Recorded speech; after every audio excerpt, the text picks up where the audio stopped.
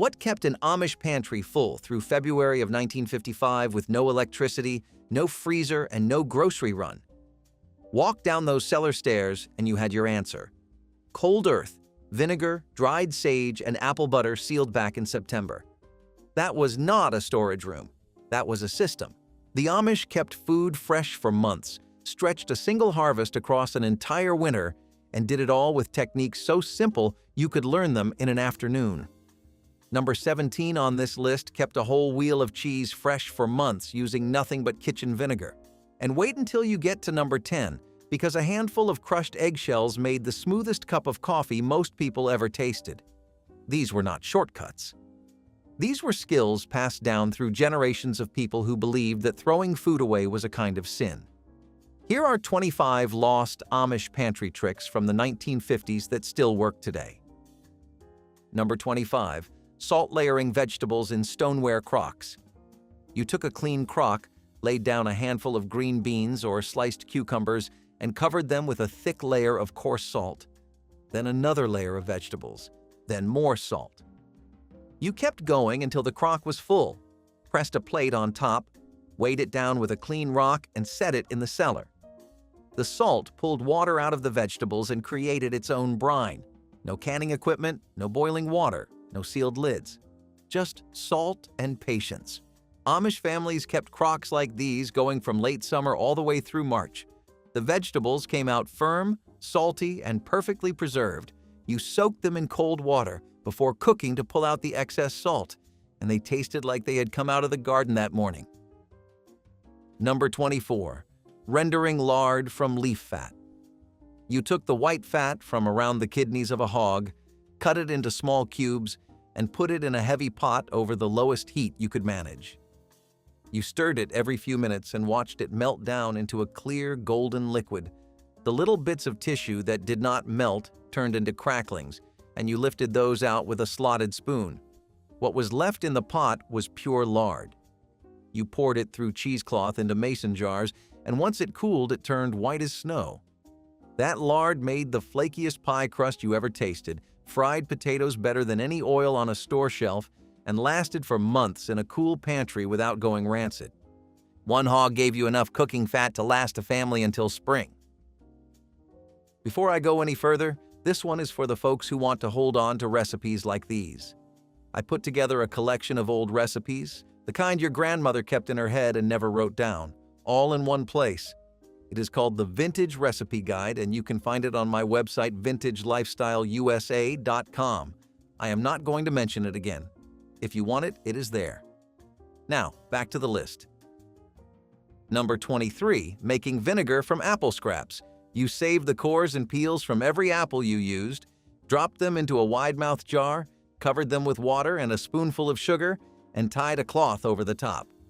Then you waited. After about 2 weeks, the liquid started to smell sharp and sour. After a month, it was vinegar. Real, usable apple cider vinegar made from scraps that most people threw in the compost pile. Amish women kept a vinegar jar going on the counter year-round, feeding it fresh scraps whenever they had them. That vinegar went into pickles, salad dressings, cleaning solutions, and home remedies. Some women kept 2 jars going at once, one for cooking and one for cleaning. You poured off what you needed and topped it up with fresh scraps and water. The jar never ran dry, and you never had to buy a bottle. Number 22, drying herbs in sealing bundles. You cut your sage, thyme, rosemary, and dill right before the flowers opened, when the oils were strongest. You tied them in small bunches with kitchen twine and hung them upside down from a nail in the pantry ceiling or from the rafters of a covered porch. Warm air rose and dried them slowly over a week or two. Once they crumbled between your fingers, you stripped the leaves and stored them in small jars. No dehydrator, no oven, no electricity at all. Just air and gravity. Those dried herbs kept their flavor for a full year if you stored them out of the light. One summer afternoon of cutting and tying gave you a full winter of seasoning without spending a cent. Number 21. Open kettle canning for tomatoes. You brought a big pot of tomatoes to a rolling boil, ladled them straight into sterilized jars, and sealed the lids while everything was still hot. The heat created the vacuum. No water bath, no pressure canner, just the boiling temperature of the food itself. Amish cooks did this with tomatoes, applesauce, and fruit preserves.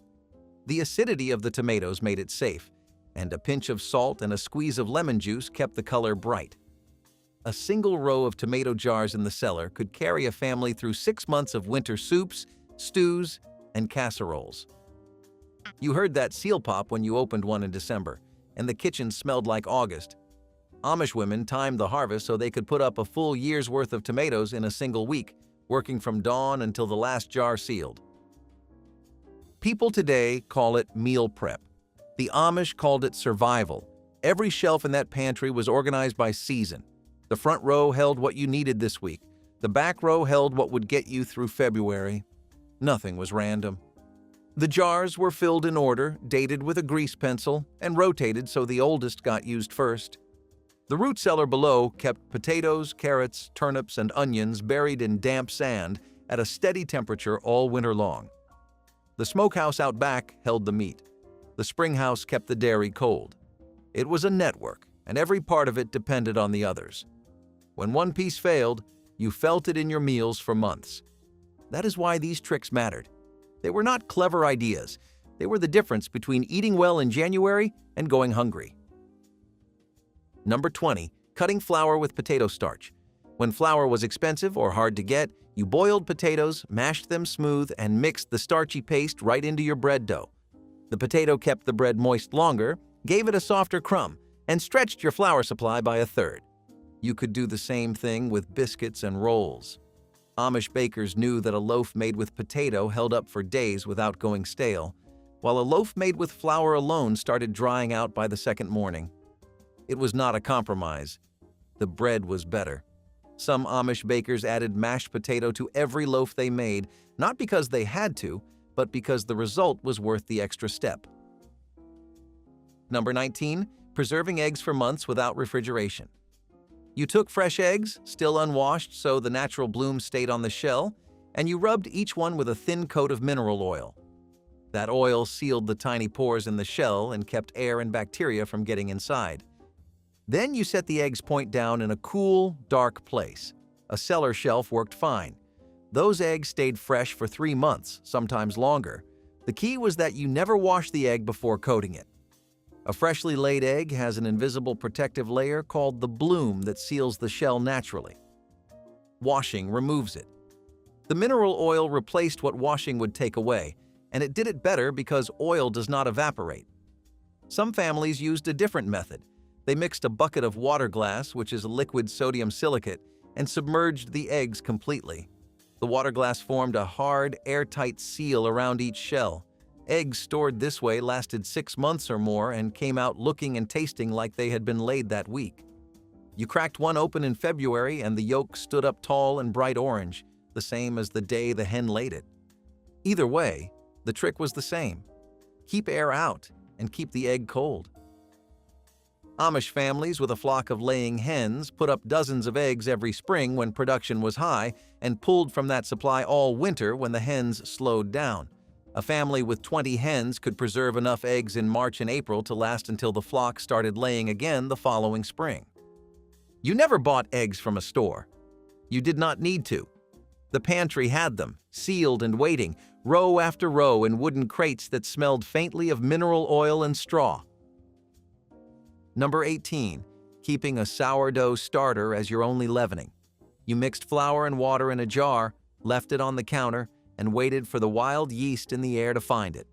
After a few days, it started bubbling. You fed it more flour and water every day, and within a week, you had a living starter that could raise bread, pancakes, biscuits, and even cake. No store-bought yeast, no baking powder, just a jar of flour paste that you kept alive the way you kept a fire going. Some Amish families had starters that had been passed down for decades. You gave a cup of it to a new bride as a wedding gift. That jar of starter was worth more than a set of dishes because it meant she could bake from the day she moved into her own kitchen. Number 17. Wrapping cheese in vinegar-soaked cloth. You tore a piece of muslin or clean cotton, dipped it in plain white vinegar, wrung it out, and wrapped it tight around a block of hard cheese. Then you stored the cheese in the cellar, or the coolest corner of the pantry. The vinegar kept mold from forming on the surface. When the cloth dried out, you soaked it again. A wheel of cheddar wrapped this way lasted for months without a single spot of mold. No plastic wrap, no wax coating, just a damp cloth and vinegar. The cheese aged slowly in the cool air and actually tasted better after a few weeks than it did on the day you wrapped it.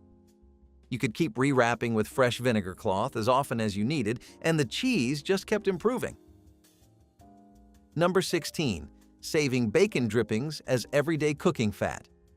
Every time you fried bacon, you poured the hot grease through a small strainer into a jar that sat on the back of the stove. That jar never emptied because you added to it every week. You used that fat to fry eggs, season cast iron, grease a baking pan, start a pot of beans, or sear a pork chop. It added a smoky richness to everything it touched. Amish kitchens did not have bottles of olive oil or spray cans of cooking lubricant. They had a jar of bacon grease, and it did the job better than anything you could buy. That jar was never empty and never clean, and everything that came out of the skillet tasted like it had been loved. There was a time when a family could feed itself from what it grew, raised, preserved, and stored. Then the grocery store showed up and made everything faster. Canned goods replaced home canning. Vegetable oil replaced lard. Store-bought yeast replaced sourdough starters that had been alive for years. Nobody forced anyone to stop. It just got easier to buy than to make. And one by one, the skills disappeared. Not because they stopped working, but because people stopped needing them. The irony is that most of what the Amish were doing in the 1950s is exactly what people today are paying good money to relearn. Fermenting, curing, preserving, stretching ingredients. The techniques never became obsolete. We just forgot we knew them. Number 15. Raw packing vegetables straight into jars. Instead of blanching or cooking vegetables before canning them, you pack them into jars raw. Green beans, carrots, beets, corn cut straight off the cob. You filled the jar tight, poured boiling water or brine over the top, left a half-inch of headspace, and sealed it. The pressure canner did the rest. Raw-packed vegetables held their texture better than cooked ones because they only got heated once inside the jar. Amish cooks preferred this method for anything they wanted to stay crisp. You opened a jar of raw, packed green beans in winter, and they still had a snap to them that blanched beans never could. It saved time on canning day, too, because you skipped the blanching step entirely. Number 14. Shaking cream into butter in a glass jar. You poured fresh heavy cream into a quart mason jar, screwed the lid on tight, and started shaking. For the first 5 minutes, nothing happened. The cream just sloshed around. Then it thickened into whipped cream and you thought you were done. But you were not. You kept shaking, and right when your arms started to burn, something shifted. The fat separated from the liquid with a sudden thump, and you had a lump of golden butter sitting in a pool of pale buttermilk. You drained the buttermilk into a separate jar because that had its own uses in biscuits, pancakes, and salad dressings. Then you rinsed the butter under cold running water, working it with a wooden spoon or a pair of paddles, folding and pressing until the water ran clear. That rinsing step was the part most people skipped, and it was the part that mattered most. Buttermilk left inside the butter turned rancid within days. Properly rinsed butter lasted for weeks in a cool cellar. You pressed it into a wooden mold carved with a wheat sheaf or a flower, wrapped it in wax paper, and set it in the springhouse to firm up. The whole process took about 15 minutes and cost nothing beyond the cream. Amish children learned this before they could read. A 10-year-old standing on a stool, shaking a jar with both hands, was earning her place at the table. The buttermilk was never wasted. It went into cornbread, into soup, into anything that needed a little tang and a tender crumb. One jar of cream gave you 2 products, and both of them were better than anything wrapped in foil at the grocery store. Number 13. Thickening soup with stale bread.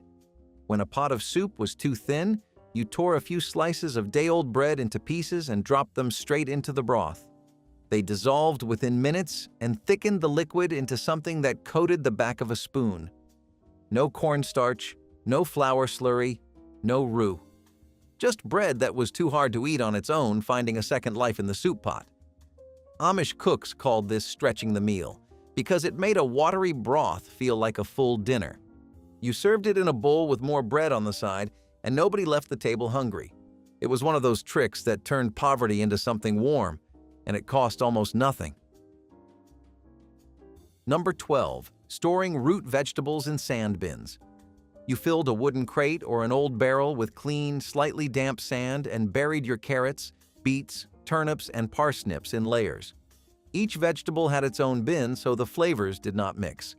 The sand kept the humidity steady and the temperature even. Stored this way in a root cellar, those vegetables lasted from October clear through April. You pulled them out as you needed them, brushed off the sand, and they were firm and crisp. No plastic bags, no refrigerator drawers.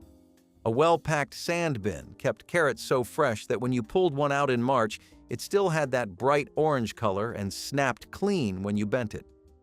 The sand did the work of a refrigerator for nothing.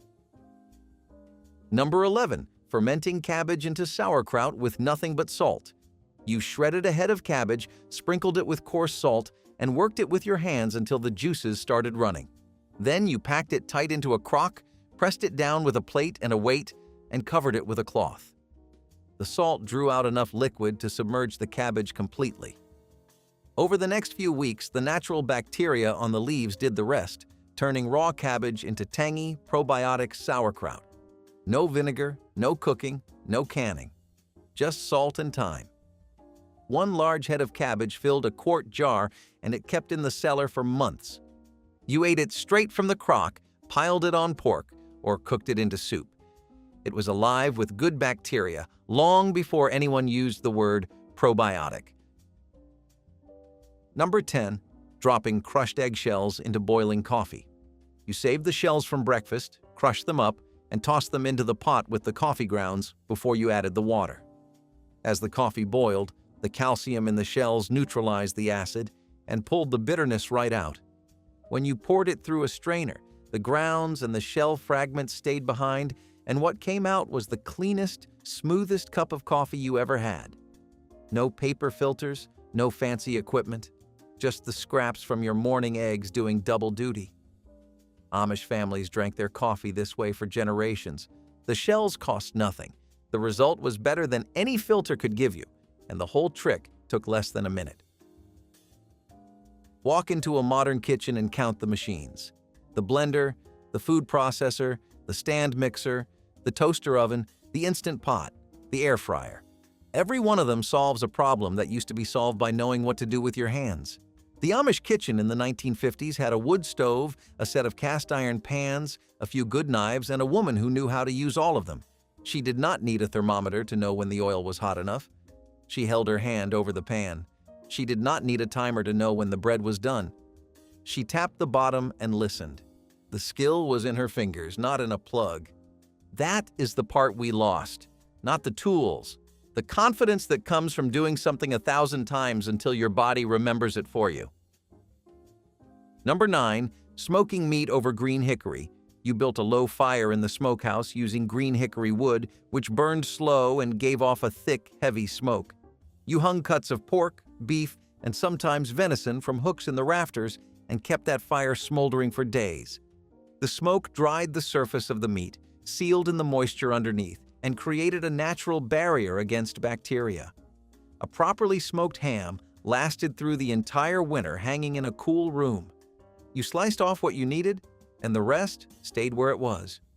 The outer layer darkened and hardened into a natural casing that protected everything underneath. When you cut through it, the inside was still moist, pink, and deeply flavored from the wood. Number 8. Making fruit leather from overripe orchard fruit. When peaches, plums, or apples started going soft on the counter, you did not throw them away. You cooked them down into a thick, smooth puree, spread it thin on a greased baking sheet or a flat wooden board, and set it outside in the sun to dry. In Amish country, You saw these boards propped up on porch rails and fence posts on hot August afternoons, covered with cheesecloth to keep the flies off. You brought them in at night so the dew would not soften them, and set them out again the next morning. After a day or two in steady heat, the puree turned into a flexible, chewy sheet that you could peel off the board, roll into tight spirals, and store in a glass jar with a lid. It tasted like concentrated fruit, sweet and tangy, and it kept for months in a cool pantry without going bad. Children carried strips of it to school wrapped in wax paper. It was their candy, not something from a store, but something their mother made from fruit that was one day away from the compost pile. The fruit that was too bruised to sell at market, too soft to slice for pie, and too far gone to eat raw, became something a child would trade a marble for at recess. Some families mixed two fruits together, peach and apple or plum and pear, and the flavors blended into something you could not buy anywhere. You did not need sugar. Ripe fruit had enough sweetness on its own. All you needed was sunlight, a flat surface, and the patience to wait 2 days for the reward. Number 7. Braising a tough cut low and slow with root vegetables.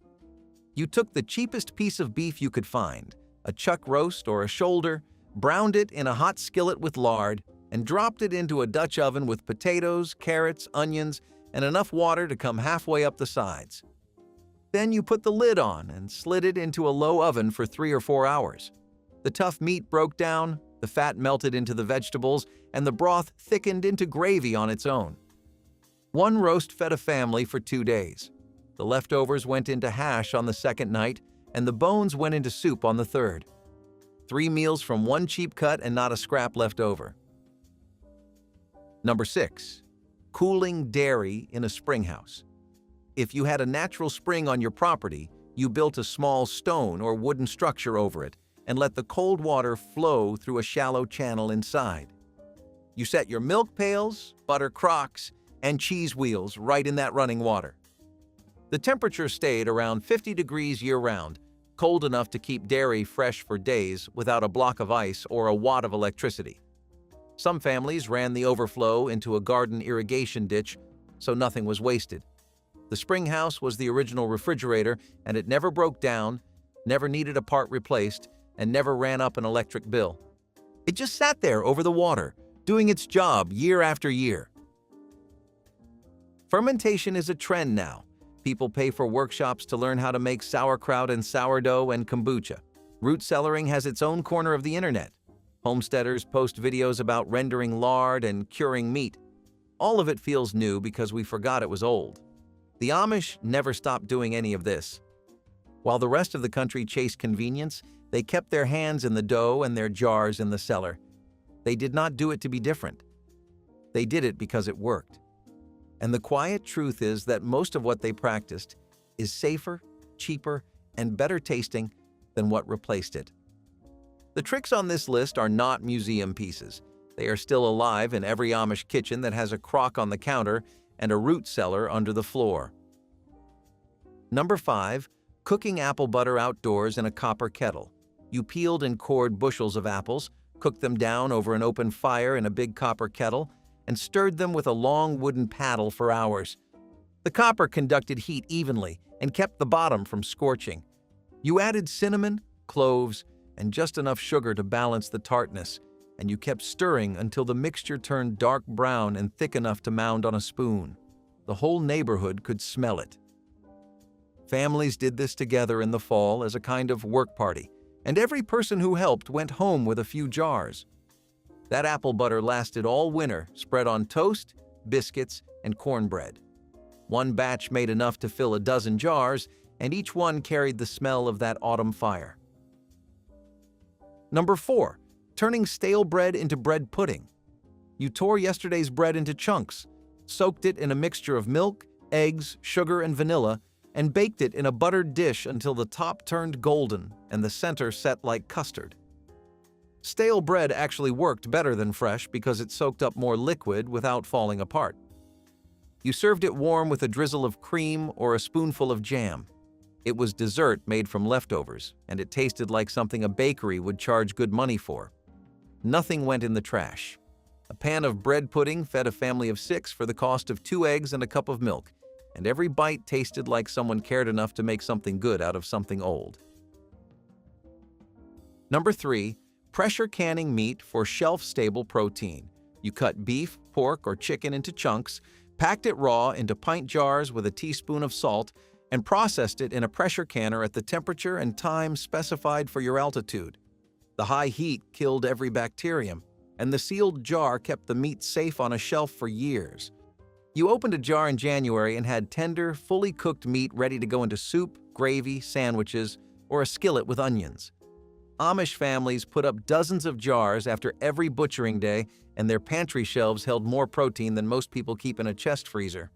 If the power went out, they never lost a thing because there was no power to lose. Number 2. Using leftover whey as a bread leavener.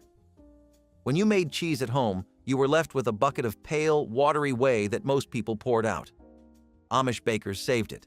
They used it in place of water or milk in bread dough, and the natural acidity of the whey reacted with baking soda to give the loaf a light, tender rise. It added a faint tang to the crumb that you could not get any other way.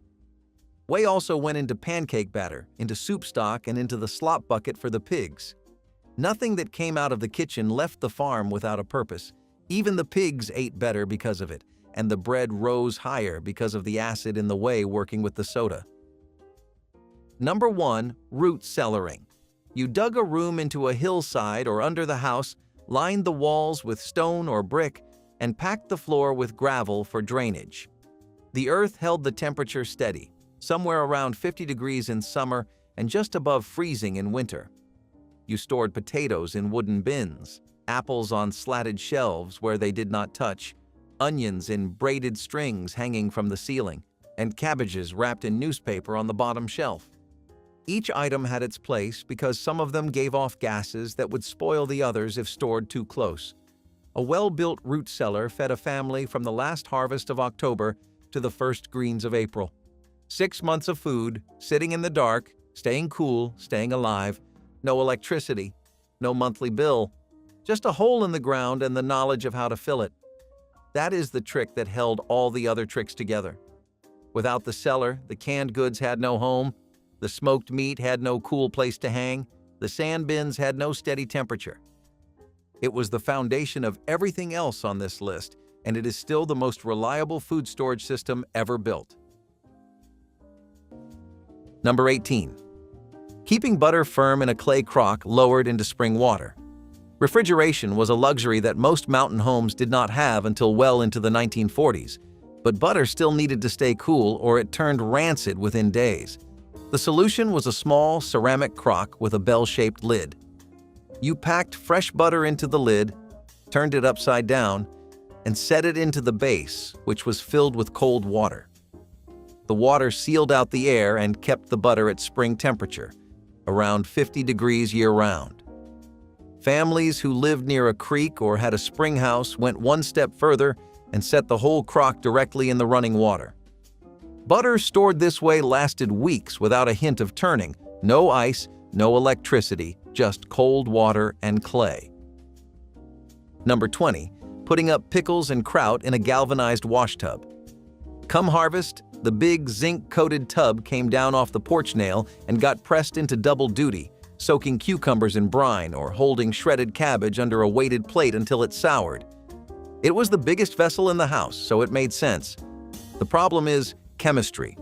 Acidic food and zinc do not mix. The brine and the vinegar eat right through the galvanized coating and pull zinc salts into the food, enough to make a family sick. Zinc poisoning brings on cramps and nausea within hours, which is just why inspectors singled the old tubs out. The Federal Food Code, going back to its 1997 edition, states plainly that galvanized metal may not be used for any food contact surface that touches acidic food.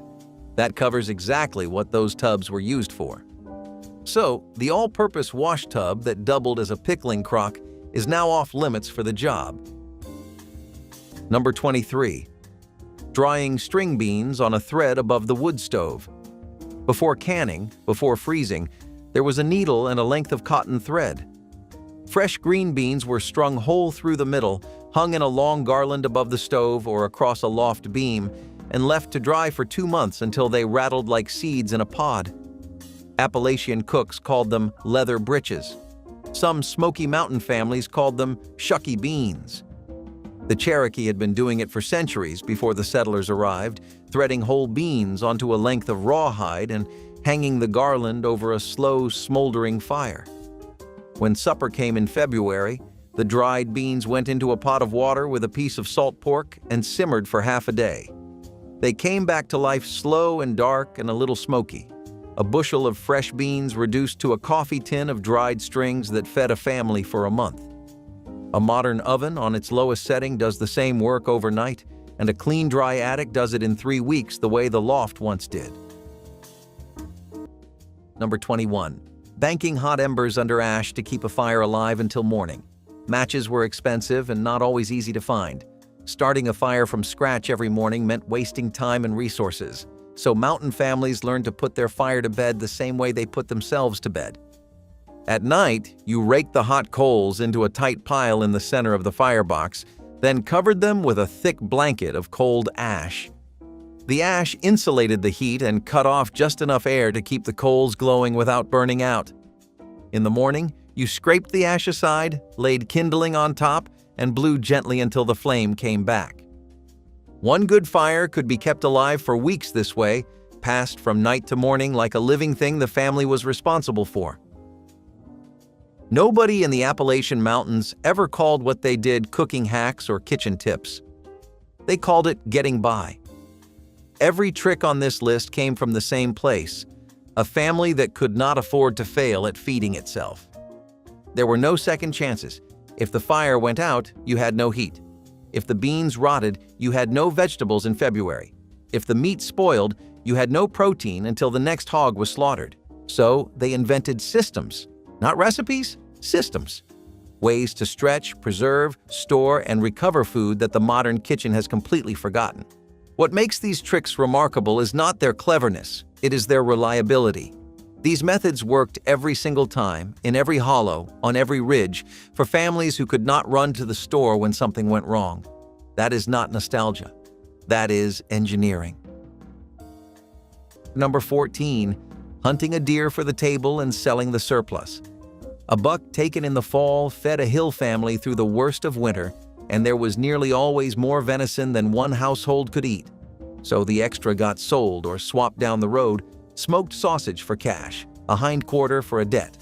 Market hunting like that is now almost entirely outlawed.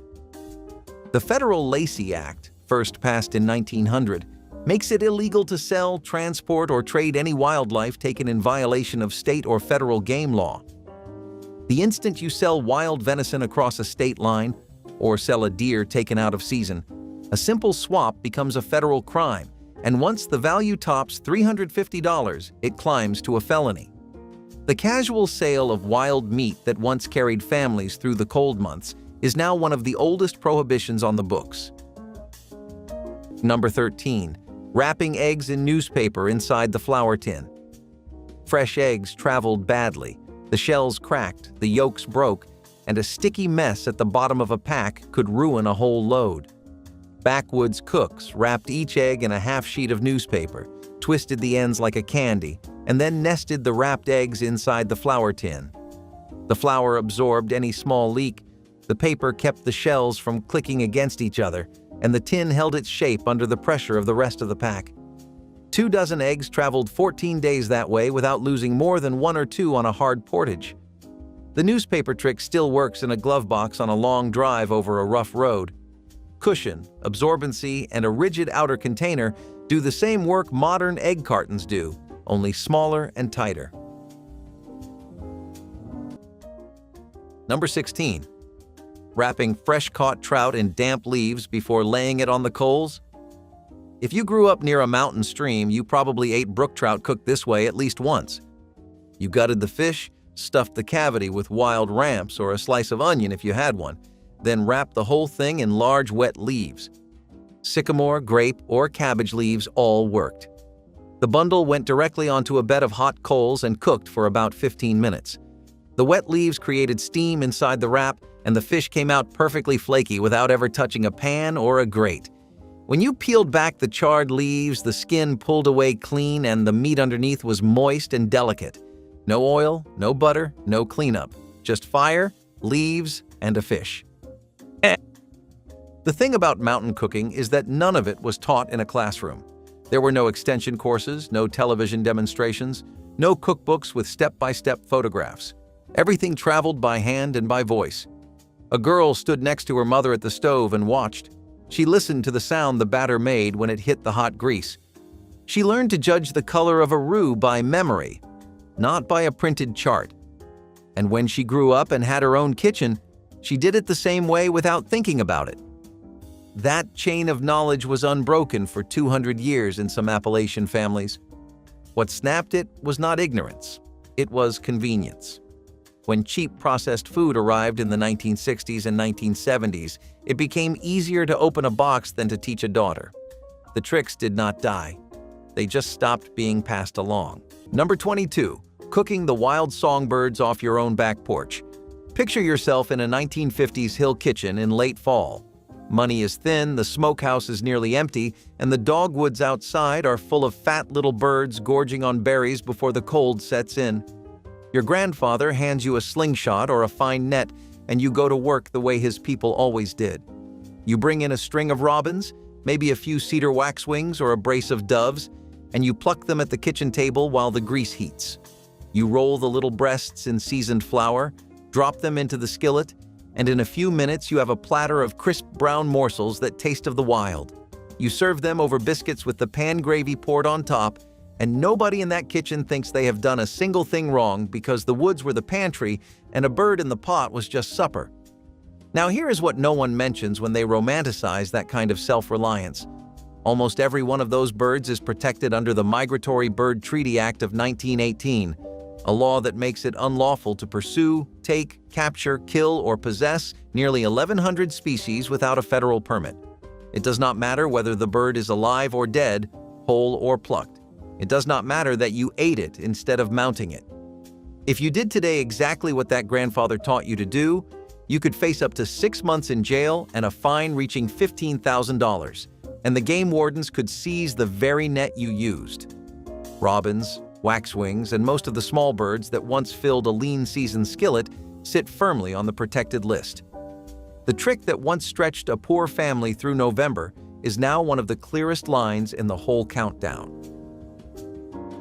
Number 19. Baking bannock in a reflector oven facing the flames. A reflector oven was a tin, three-sided box, open at the front, set close to a hot fire with the open side facing the flames.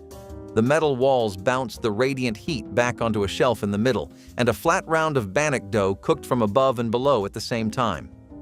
Calvin Rutstrom described the reflector oven as the most efficient piece of cookware a canoe guide ever owned. No coals, no embers, no Dutch oven, just a fire and a sheet of bright tin folded at 3 angles. Bannock was flour, baking powder, salt, a spoon of sugar, a knob of lard, and water mixed in a tin plate. 20 minutes in front of the fire and supper had bread. The reflector folded flat for the portage and weighed under 2 pounds. A modern oven uses the same convection logic, just sealed. Number 19. Burying a Dutch oven under hot coals for hands-free cooking. This was the original slow cooker, and it worked better than anything you can plug into a wall today. A heavy cast-iron Dutch oven with a flat-lipped lid was the single most important piece of cookware a mountain family owned. The lip on that lid was not decorative. It existed to hold hot coals on top, so the heat surrounded the pot from above and below at the same time, turning it into a self-contained oven sitting right inside the fireplace or out in the yard. You loaded the pot with whatever the day provided: venison shoulder, wild onions pulled from the hillside, potatoes from the root cellar, a handful of dried herbs, and water from the spring. Then you set it on a bed of glowing hardwood coals, shoveled more coals onto the lid, and walked away. 4 or 5 hours later, you came back to a meal that had cooked itself without a single stir. The heat was so even and gentle that tough cuts of wild game fell apart at the touch of a wooden spoon. Mountain families use this method for everything: stews, beans, cobblers, cornbread, and whole chickens. Women who had to work the garden, tend livestock, or carry water up from the creek could not stand over a stove all day, and the Dutch oven freed them from that. You could feed a large family a hot, complete supper without spending more than 10 minutes of actual hands-on time. The real trick was in the coals. Hardwood like oak or hickory burned down to coals that held steady, predictable heat for hours. Softwood like pine flared too fast and ran too hot. Experienced cooks judged the temperature by holding an open hand 6 inches above the lid and counting. If you could hold it there for a slow count of 5, the heat was right. 2 seconds meant too hot. That was the only thermometer any of them ever needed, and it never once failed. Number 18. Selling jars of home-canned green beans at the roadside. A hill country woman who put up 200 quarts in August thought nothing of setting a few jars on a table by the road or trading them at the country store. Green beans, corn, and stewed meat in mason jars were currency in a cash-poor country. Today, that simple sale is shut down cold, and the reason is deadly serious. Low-acid foods like green beans, corn, and any kind of meat create the perfect dark, airless home for the spores that cause botulism, one of the rare poisonings that can actually kill you. The bacteria only stay dormant when the acidity drops to a pH of 4.6 or below, and home green beans sit far above that line.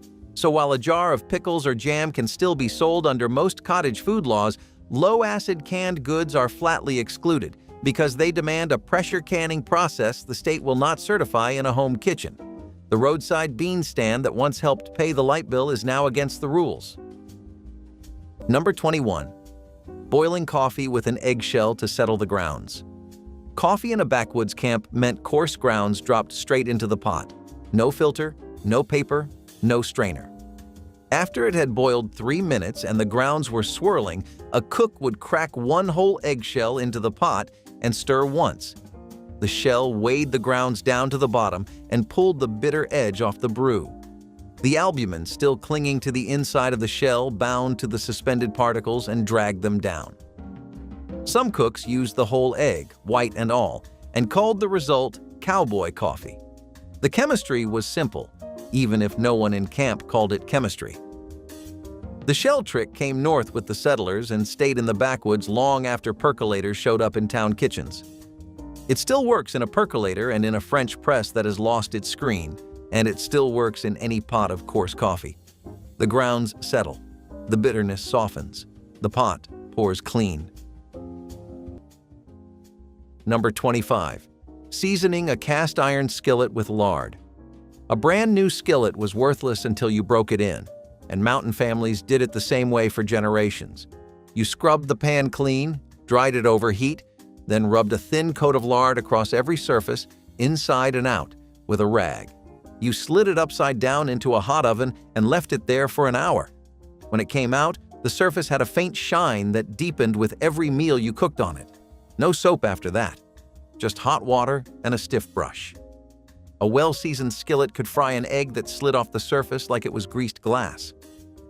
Families passed those pans down through 3 and 4 generations, and every one of them cooked better than anything you could buy in a store today. Number 19. Digging wild ginseng to flavor a tonic. Sang hunting was a hill country tradition older than the states themselves, and the gnarled root went into bitter teas, restoratives, and the occasional pot of medicine soup. A good patch was a family secret passed down in whispers.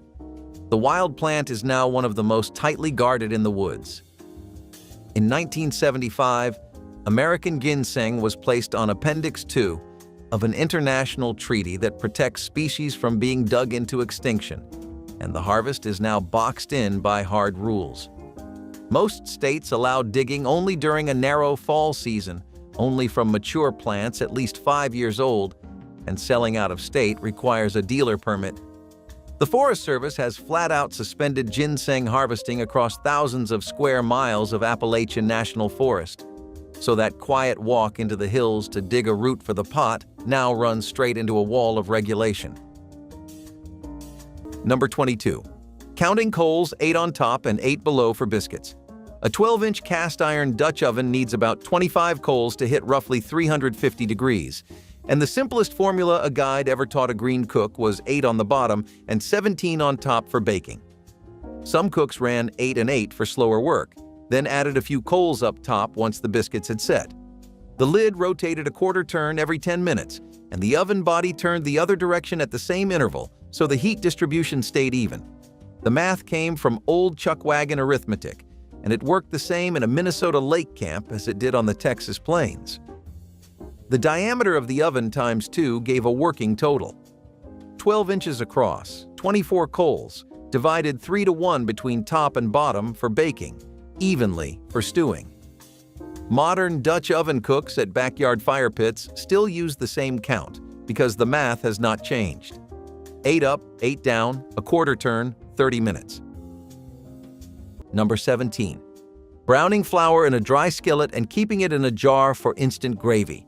This is the trick I mentioned at the top, and once you understand it, you will wonder why every kitchen in the country does not have a jar of browned flour sitting next to the stove. Mountain grandmothers kept a mason jar full of flour that had been toasted in a dry cast iron skillet until it turned the color of peanut butter. The process took about 20 minutes of standing at the stove, stirring constantly with a wooden spoon so the flour did not scorch. When it reached that deep golden brown and smelled like roasted nuts, you poured it into a clean jar and sealed it tight. It kept for months in a cool pantry without going stale. Here is why this mattered so much. When you finished frying meat and had hot drippings in the pan, you did not have to fumble with raw flour and risk lumps. You shook in 2 or 3 tablespoons of the browned flour, added milk or water, and stirred. The gravy came together in under a minute, smooth, rich, already deeply toasted, with a warmth of flavor that raw flour could never match. It worked on everything: chicken fried meat, pork chops, sausage patties, and any kind of pan-fried wild game. The browned flour also thickened soups and stews faster because the starches were already broken down by the dry heat. One batch, 20 minutes of work, and you had instant gravy starter for a month of suppers. Some women kept 2 jars going at all times, a lighter toast for white cream gravies and a darker one for red eye and brown pan sauces. The difference in shade was just a few more minutes at the stove.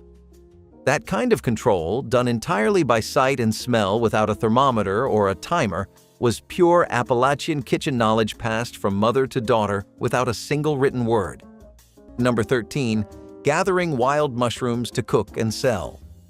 After a warm rain, the woods filled with morels, chanterelles, and chicken of the woods, and a sharp-eyed forager could fill a basket in an afternoon. Those mushrooms went into the skillet with butter and onions, and the extras got carried to the country store or the diner in town for a little money. That open trade is now fenced in tight. Under the FDA food code that most states follow, any wild mushroom offered for sale or served in a restaurant must be individually inspected and identified as safe by a certified mushroom expert. A handful of states allow it only with that trained certification, and several refuse foraged mushrooms outright as coming from an unapproved source. The reason is plain. One misidentified cap can kill, and there is no antidote for some of them. So the basket of wild mushrooms a forager once sold off the tailgate now demands a credential the old woods-wise gatherers never had. Number 15. Drying apple rings on a string across the loft. Fall apples that did not get pressed for cider got peeled, cored, sliced into quarter-inch rings, threaded on a long cotton string, and hung across the kitchen loft for 2 weeks.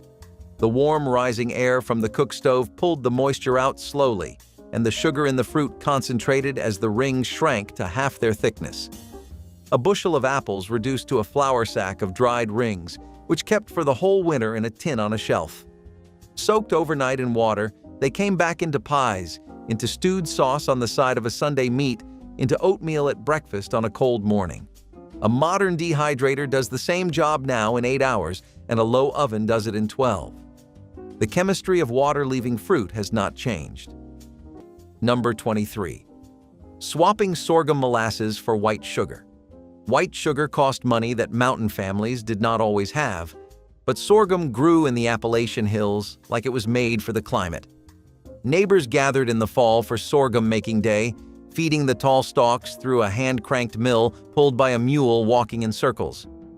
The juice ran into a flat copper pan set over a wood fire, and someone stood there stirring for hours until it thickened into a dark syrup with a flavor somewhere between honey and burned caramel. You poured it over hot biscuits, stirred it into cornbread batter, sweetened your coffee with it, and used it in gingerbread without changing a single other measurement. A gallon of sorghum could stretch through a whole winter. Families who grew their own never bought white sugar at all. Number 17, a mess of poke salad picked from the fence row. In early spring, when the garden was bare, hill families went out to the field edges and cut the first tender shoots of pokeweed for a green that tasted like a cross between spinach and asparagus. It was free food when there was no other, and a southern table staple. What few of them said out loud is that the whole plant is genuinely poisonous. Every part of pokeweed carries toxins, heaviest in the root, stem, and leaves. The old method was to boil the young greens, pour off the water, then boil them again in fresh water to leach the poison out. But poison centers across the South still log cases of people who followed that exact method and got violently sick anyway. Health authorities now warn against eating it at all, and you will never see it offered for sale. That free spring green sits one bad boil away from a hospital visit. Number 25. Reading coal color before setting the Dutch oven down. A backwoods cook never trusted a watch and never trusted a guess. Coals were red by color. White-gray ash with a pulse of red underneath meant steady heat, the kind that would hold a biscuit at around 350 for 30 minutes without scorching the bottom. Bright orange flame meant too hot, and dull gray with no glow meant the heat was almost gone. The cook would hover a palm 6 inches above the bed and count the seconds before the heat became unbearable. 3 seconds meant a hot oven. 5 seconds meant a slow one. 7 seconds meant the bake was finished, and the residual heat would do the last 10 minutes for free. That same reed still works on a charcoal grill in a backyard, and it works on a fire pit at a cabin in any state. The eye learns faster than the thermometer, and the hand learns faster than the eye. A practiced cook could call the temperature within 20 degrees without ever looking up. Number 24, sassafras root tea. On a slow Sunday afternoon, a hill country cook would dig the red roots, scrub off the dirt, and boil them down into a rosy tea that tasted faintly of root beer and smelled like spring itself. It was the family tonic, served hot in winter to thin the blood and cold in summer to settle the stomach. The whole holler ran on it. Then in December of 1960, the Food and Drug Administration ruled that saffrole, the oil that gives sassafras root that warm flavor, caused liver tumors in lab animals. They declared any food containing it adulterated and pulled it from the market entirely. The root bark is roughly 80% saffrole by oil, so the genuine article was finished overnight. That is why store root beer lost its old bite and why a real cup brewed from the wild root crosses a line the government drew 60-some years ago. The Sunday tonic is now contraband. There was a canoe guide who ran trips out of Ely, Minnesota through the Boundary Waters in the early 1930s. The season ran from ice out in May to the first hard frost in October. He fed 2 paying clients 3 meals a day for 14 days on what fit in a Duluth pack and a Wanigan box. He carried flour, beans, salt pork, coffee, sugar, and bacon grease in a tin. Everything else came out of the lake or the woods. Number 24 on this list lived inside his shirt for warmth. Number 16 came back from his fire smoked and folded into a tin. Number 8 on this list kept his coffee hot through a 4-hour portage. What started as wilderness necessity became, after a generation, a quiet method, the piece no one tells you. The work began as a way to feed the day, and then we carried it home. Our kitchens kept the methods alive long after the camps closed. Much of what those guides figured out still holds up in a modern kitchen as method we use without naming. Subscribe before we count down. Here are 25 of the oddly useful tricks that came out of those camps. Number 22. Making leather breeches from green beans. The name sounds strange, but the method was simple and it kept your family eating green beans all winter long. You picked the beans young and tender, threaded a needle with heavy cotton thread, and ran it straight through the center of each bean until you had a string 2 or 3 feet long. Those strings went up on nails along the porch ceiling or above the kitchen stove, and over the course of 2 weeks, the beans shriveled and dried into something that looked like old shoe leather. That is where the name came from. To cook them, you soaked the dried beans overnight in water, then simmered them low and slow with a piece of salt pork. What came out tasted nothing like canned green beans. The flavor was earthy and concentrated and tasted like the garden itself. Number 23, the home hog killing and the meat that went out the back door. When the first hard frost hit, whole communities gathered for hog killing day, and the work fed more than one family. A man would dress out his hog, smoke the hams, render the fat, and pass cuts to a neighbor who paid him back with eggs or a few dollars. That swapping kept everyone fed through the lean months. But under the Federal Meat Inspection Act, the rules turn on the sale, not the size of it. The moment money or barter changes hands for uninspected meat, it becomes a federal violation, even between neighbors of 40 years. The custom exemption only covers an animal slaughtered for the owner's own table, and the person eating it had to own the live hog first. So the friendly backdoor trade that kept a hollow fed is now squarely against the law. Number 18. Planking a trout on a cedar slab beside the fire. Planking a lake trout meant splitting the fish down the back, salting it lightly, and pinning it to a cedar plank with 2 sharpened hardwood pegs beside the fire, where it cooked for 40 minutes without ever touching a pan. The wood smoked slowly while it cooked, and the oil from the fish soaked into the cedar in a way that flavored the meat from the bottom up. Native cooks in the Pacific Northwest had been doing it for centuries before woodsmen in the Boundary Waters adopted the trick on lake shores east of the Divide. Cedar planks are now sold in stacks for backyard grills, marketed as a chef move, and they work the same way the original ones did. The fish stays moist, the skin stays whole, the smoke does the seasoning, the plank does most of the cooking. Number 20. Soaking dried corn in wood ash water to make hominy. This trick is thousands of years old, and mountain families kept it alive long after the rest of the country forgot it existed. You took dried field corn, the hard kind you would never eat straight off the cob, and boiled it in water mixed with clean hardwood ash. The lye in the ash dissolved the tough outer hull of each kernel and released nutrients that plain cooking could never unlock. After a few hours of soaking, you rinsed the kernels until the water ran clear, and what you had was hominy. Soft, swollen, and completely transformed. You could eat it whole with butter and salt, dry it and grind it into grits, or fry it in a skillet with a little grease. 1 bushel of field corn turned into a staple that fed a family for weeks. Number 21, simmering supper in the old lead-glazed crockery.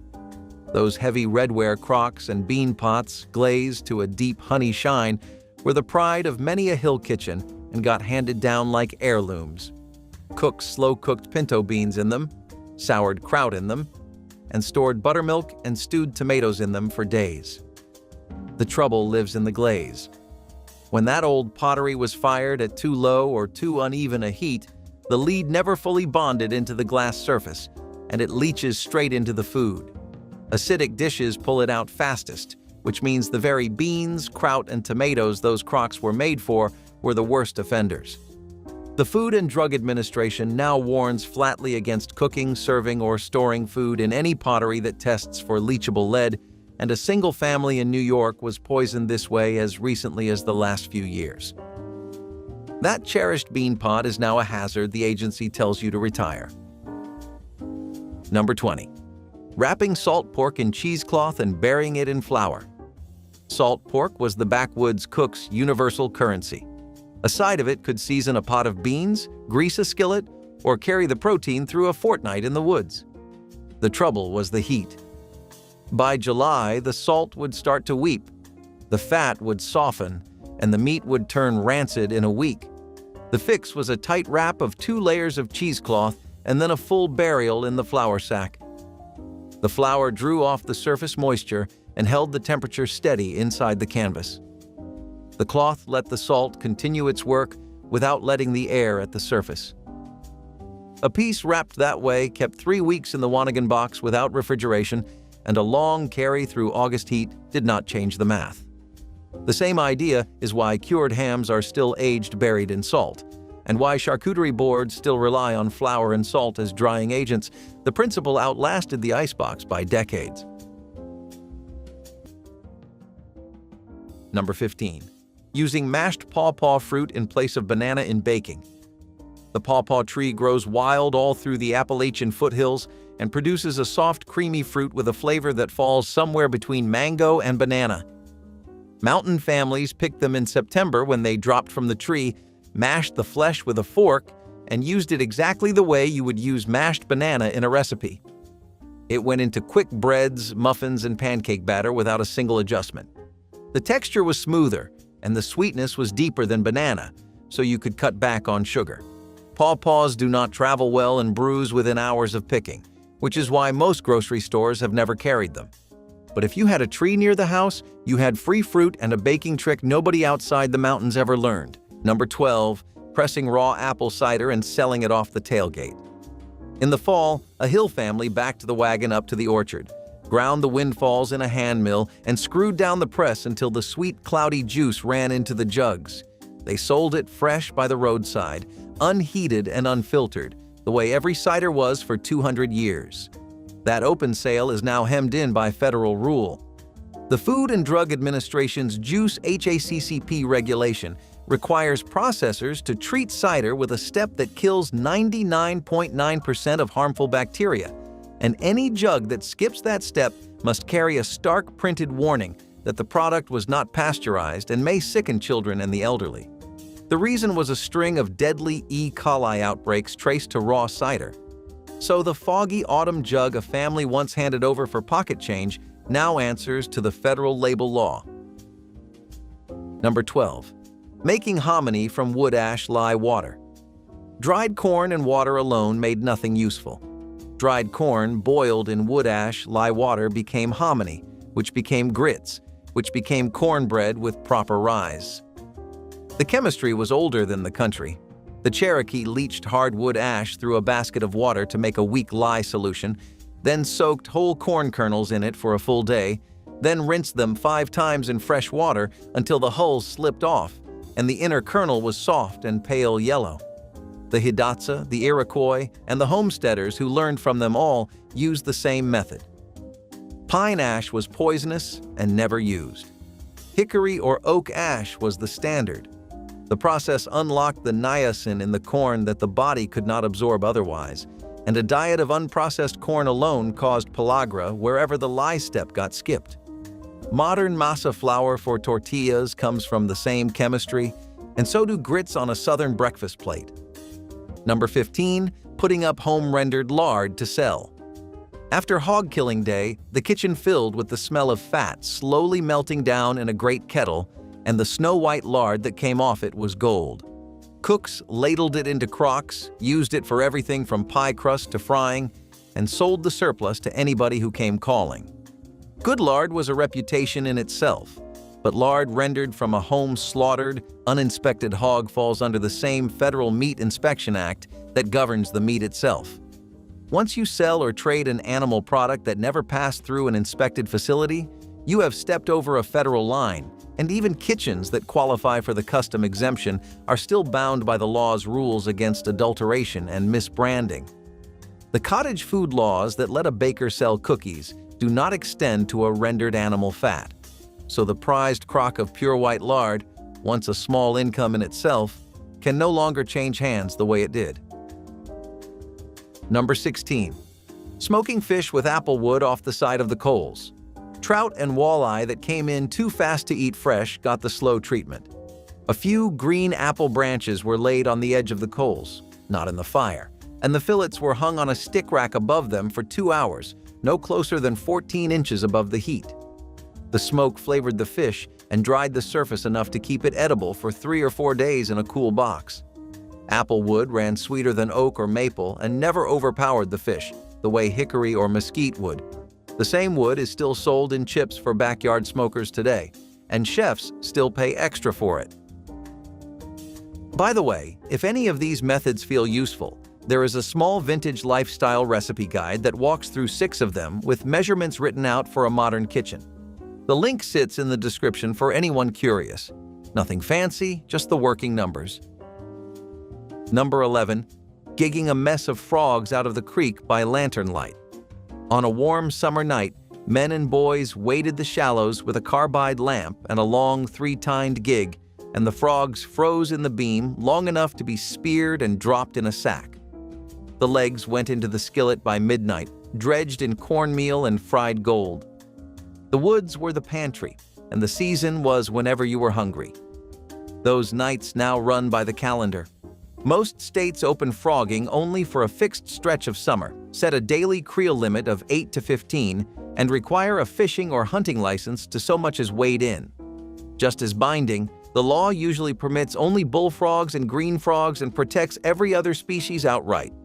So the all-summer lantern hunt that fed a hollow on fried frog legs now runs straight into a season, a limit, and a license. Those are 25 Amish pantry tricks that kept families fed through some of the hardest winters this country has ever seen. And every single one of them still works. Pick one. Try it this week. Start a jar of vinegar from your apple scraps or render a cup of lard the next time you have the fat. You do not need to go back in time. You just need to remember what the people before you already figured out. If this meant something to you, hit subscribe so you do not miss the next one. And leave a comment telling me which trick your family still uses. I read everyone. Until next time, take care.